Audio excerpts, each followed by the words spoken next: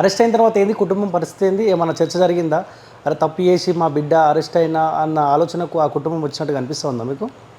అది ఈ రోజు అరెస్ట్ అయినాక కాదు, ఎప్పుడైతే కవిత పేరు లిక్కర్ స్కామ్ అని సెంట్రల్ నుంచి లాస్ట్ ఇయర్ సిబిఐ ఇంటరాగేషన్ రాకముందు కవిత పేరు ఒక బీజేపీ కేంద్ర ప్రభుత్వంలో అధికారంలో ఉన్న ఒక ఎంపీ ఆషామాషిగా ప్రమేయం లేనిది గాలి మాటలు మాట్లాడారు.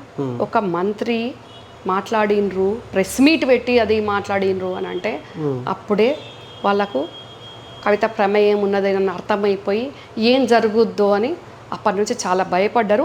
చేత విధాల ఎన్నో రకాలుగా దాన్ని బయటికి రాకుండా చేద్దామనుకున్నారు, కానీ అది సాధ్యం కాలేదు.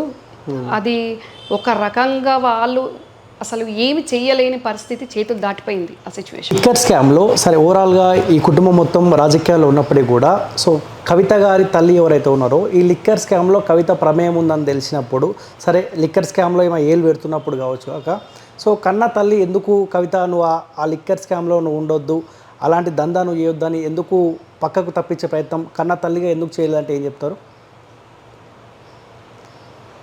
అంటే లిక్కర్ స్కామ్ ఆమెకు తెలిసినా తెలియకపోయినా,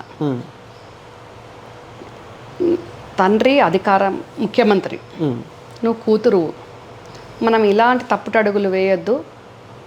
చాలా బాధ్యతాయుతమైన పదవిలో ఈరోజు మనం ఉన్నాం, ముఖ్యమంత్రి హోదాలా ముఖ్యమంత్రి కుటుంబ సభ్యులు ఉన్నాము, ఎలాంటి చేయొద్దు. ఆల్రెడీ నువ్వు ఎంపీవి ఓడిపోయినావు, మళ్ళీ ఎమ్మెల్సీ తీసుకున్నావు, మంచి పేరు కాపాడుకోవాలి అని ఏ తల్లైనా కూతురికి చెప్పాలి.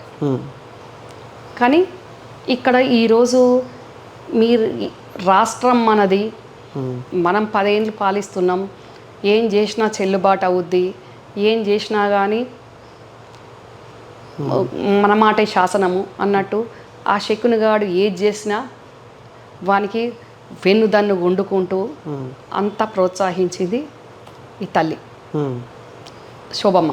ఓకే, మరి అలాంటి తల్లి బిడ్డకు నువ్వు ఆడపిల్లవు, జాగ్రత్తగా ఉండాలి, నీకున్న పదవి, నీ జిల్లా, నువ్వు రాష్ట్ర నాయకురాలివి, మనకున్న అధికారంతో ప్రజలకు మేలు చెయ్యి అని చెప్పాలి. కానీ ఇక్కడ ఏది చేసినా కానీ నడవని అన్నట్టు ప్రోత్సహించినట్టు ఒక రకంగా. కూతురు లిక్కర్ స్కామ్లో రానిచ్చింది అంటున్నారు. తల్లి సపోర్ట్ తోటి కూతురు లిక్కర్ స్కామ్లో రానిచ్చిందంట. తల్లి హెచ్చరించి ఉంటే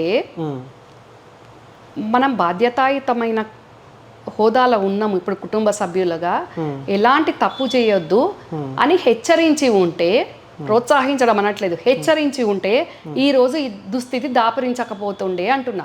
ఎందుకంటున్నా అంటే గతంలో కేసీఆర్ గారు డిప్యూటీ స్పీకర్ నుంచి మొదలు పెడితే ఎంపీ అయి సెంట్రల్ మినిస్టర్ అయినరు 2005లో. అయిన సందర్భంలో ఒక ఉదాహరణ చెప్తున్నా. మా కుటుంబంలో అందరు కోటీశ్వర్లు ఉండరు, కొందరు ఆర్డినరీ ఫ్యామిలీ కూడా ఉంటుంది.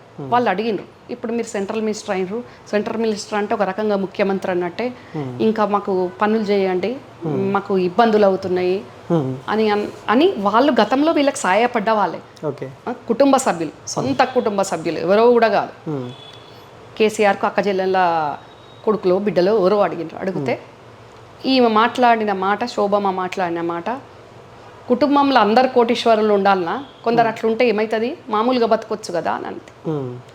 అప్పుడు వాళ్ళకి అట్లా చెప్పిన నువ్వు, ఒక మేనమామ సెంట్రల్ మినిస్టర్గా ఉన్నాడు, మేము పని చేసిన వాళ్ళము, మేము ఎదగాలి, కొంచెం ఆదుకోండి అంటే ఆమె ఈ రకంగా మాట్లాడింది. మరి కుటుంబానికి కేసీఆర్ అన్నట్టు ఆయన ఈ స్థానంలో ఉండడానికి కుటుంబం ఎన్ని కష్టాలు పడను అన్ని కష్టాలు పడ్డారు, ఏ రకంగా సాయం చేయనో ఆ రకంగా సాయం చేసిండ్రు గతంలో. చేస్తే ఈమె మాట్లాడిన మాట అది.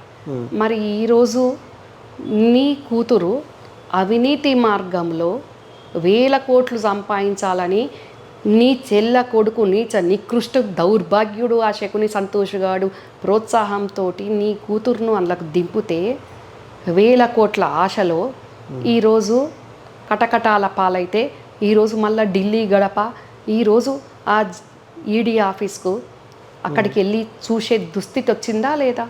కొందరు అట్లా వడుండండి కోటీశ్వరులు కానివ్వండి అన్న నువ్వు ఈరోజు 1000 కోట్లు ప్రభుత్వంలో ఉండి ప్రభుత్వాన్ని అడ్డం పెట్టుకొని 1000 కోట్లు సంపాదించుకుంటే ఏమైంది ఆ 1000 కోట్లు ఈరోజు? మళ్ళీ ఆ అవినీతిలో ఇరుక్కపోయి ఈరోజు కటకటాలున్న నీ బిడ్డ దగ్గరికి నువ్వు వెళ్ళి చూసే దుస్థితి వచ్చింది. ములాఖత్ కర్మ సిద్ధాంతం అంటది. కుటుంబ సభ్యులు అడుగుతేనేమో ఆదుకోండి, మేము మీకు ఆదుకున్నాం, మీరు ఇప్పుడు మాకు ఆదుకోండి అంటే అందరు కోటీశ్వరులు ఉండన్నా కొందరు అట్లుంటే ఏమవుతుందన్న నువ్వు ఈరోజు 1000 కోట్లుండి మరి ఈరోజు నీ బిడ్డ ఎక్కడుంది? అది ఈరోజు ఆమె గుర్తు చేసుకోవాలి. కర్మ సిద్ధాంతం కాలం అంటే అది. కానీ తల్లిగా అవినీతి చెయ్యొద్దు, నీ పదవితోటి ప్రజలకు మేలు చెయ్యి, కుటుంబం కాపాడుకోవాలి, కుటుంబం పరువు కాపాడుకోవాలి, నాన్న పేరు కాపాడాలి, కల్వకుంట్ల వంశం పేరు కాపాడాలి, నువ్వు కల్వకుంట్ల ఆడబిడ్డవు అని చెప్పి ఉంటే ఈరోజు ఈ దురదృష్టకరమైన పరిస్థితి, ఈ దుస్థితి దాపరించకపోతుండే కవితకు కానీ వాళ్ళ అమ్మకు కానీ.